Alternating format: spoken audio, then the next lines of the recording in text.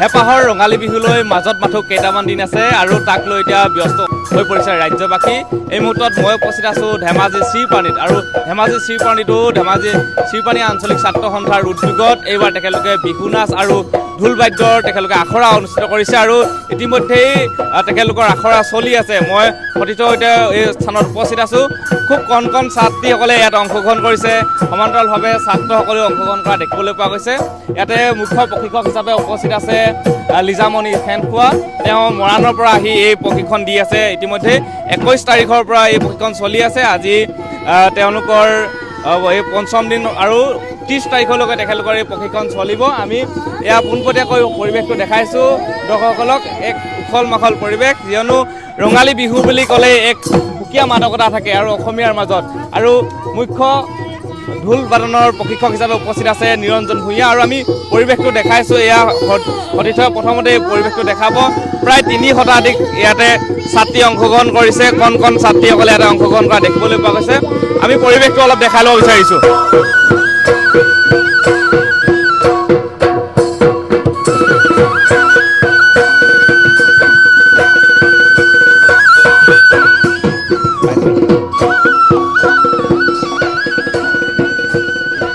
মোৰ সতীৰ্থই পৰিৱেশটো দেখাইছে, খুব সুন্দৰকৈ তেওঁলোকে কৰ্মশালা আৰম্ভ কৰিছে।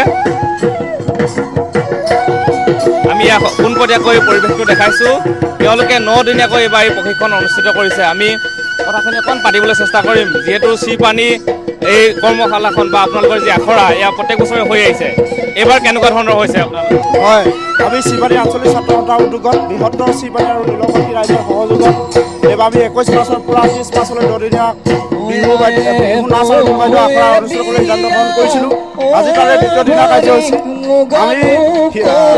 আমি শ্ৰীপানী আঞ্চলিক ছাত্ৰ সন্থাই শিক্ষাৰ লগতে আমি সাংস্কৃতিক জগতখনক কেনেকৈ আমাৰ অঞ্চলৰ এই ছাত্ৰ ছাত্ৰীসকলক কেনেকৈ আগুৱাই লৈ যাব পাৰোঁ, আগবঢ়াই লৈ যাব তাৰে আমাৰ পৰিকল্পনা। গতিকে আমি সমগ্ৰ ৰাজ্যৰ লগতে আমি শ্ৰীপানী আঞ্চলিক ছাত্ৰ সন্থাই সকলো ভাইটি ভণ্টিসকলৰ উজ্জ্বল ভৱিষ্যত কামনা কৰিছোঁ।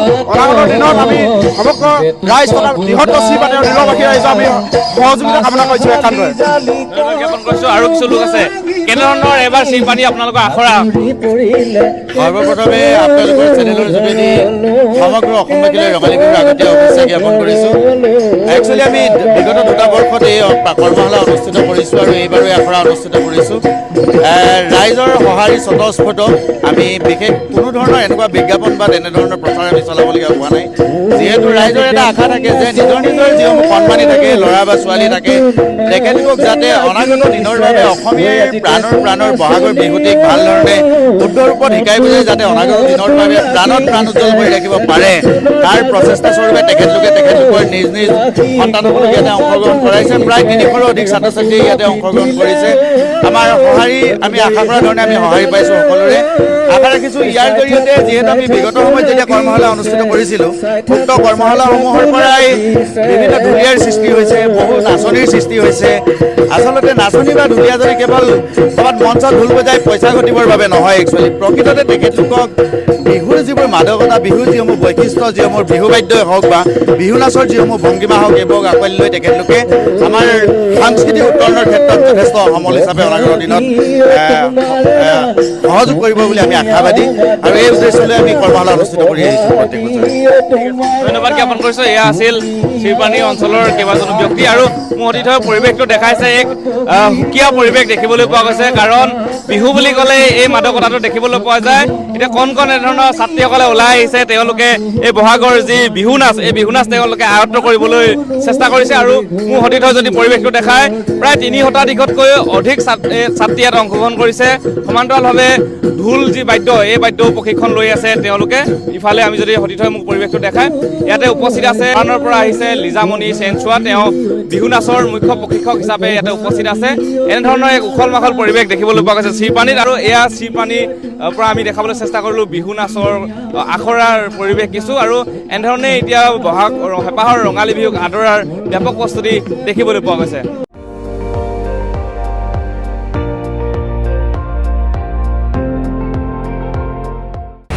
আপুনি চাই আছে ND24, সৰ্বশ্ৰেষ্ঠ নহয় সৰ্বোত্তমৰ দৌৰ।